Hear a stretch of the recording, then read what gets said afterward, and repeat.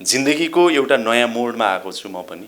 25 वर्ष सञ्चारकर्म गरेँ र यो एउटा नयाँ मोड विशेष परिस्थितिमा विशेष भूमिकामा आउनु परेको छ र हामी यति चाहिँ भन्न चाहन्छु, कति गर्न सकिएला यो बीचमा।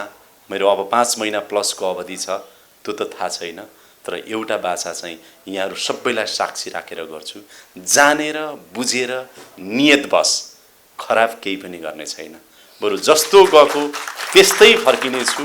कति गरिस् कति गरिनस् हिसाब किताब समयले गर्ला, तर यति बिगारेर आएर हाम्रो निधारमा तैँले लगाएको दागको बाछिटा पनि छिटा पनि पर्यो नि भन्ने अवस्था चाहिँ यो सम्मान ग्रहण गरिराख्दा यसको गहकिलोपन जुन छ र गरिमा जुन छ त्यो गरिमा राख्ने म प्रयास गर्नेछु।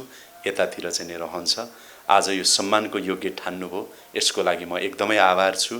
र यहाँहरूलाई थाहा छ यो हनीमुन मनाउने भन्दो रहेछ, मधुमास भन्छ हैन नेपालीमा, हैन 3 महिना हुन्छ यो नेताको लागि पनि। मेरो लागि त त्यो पनि छैन हजुर, 100 दिन हैन, मेरो लागि त त्यो पनि छैन। 3 महिनापछि त जाने दिन सुरु हुन्छ। त्यसैले यो 5 महिनाको अवधिभित्र, अबको 5 महिनाको अवधिभित्र खास गरेर जेनजी आन्दोलनले दिएका म्यान्डेटहरू पुरा गर्नुपर्ने छ। सम्माननीय प्रधानमन्त्री सुशीला कार्की ज्यूको नेतृत्वको यो सरकार जुन नागरिक सरकार हो, जो सबैको सरकार हो, यसले प्राप्त म्यान्डेट चाहिँ एकदम सफलताका साथ पुरा गर्न हामी अहोरात्र काम गरिरहेका छौँ। त्यसैले अबको बाँकी समय पनि सम्भवतः यहाँहरूसम्म हुन सक्दिन होला, अरू धेरै कामहरू पनि छ, तपाईहरूले नै जिम्मा लगाउनु भएको, त्यता गर्नुपर्ने छ चाहिँ ऊर्जा दिन्छ। हामी अब उमेरले पनि, अनुभवले पनि, विवेकले पनि, विचारले पनि सबैको हिसाबले यहाँहरूभन्दा एकदमै नयाँ छौँ, सिक्दैछौँ।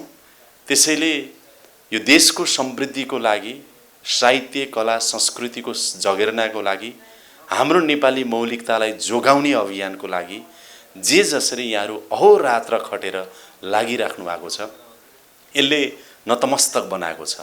त्यसैले तपाईहरूले डोर्याएको बाटोमा सधैँ हिँड्न सकौँ, तपाईहरूको आशीर्वाद सधैँभरि लागोस् र यो सहृदयताका लागि, आत्मीयताको लागि, यो सम्मानको लागि यहाँहरू सबैप्रति म हार्दिक नमन व्यक्त गर्दछु। धेरै धन्यवाद, नमस्कार।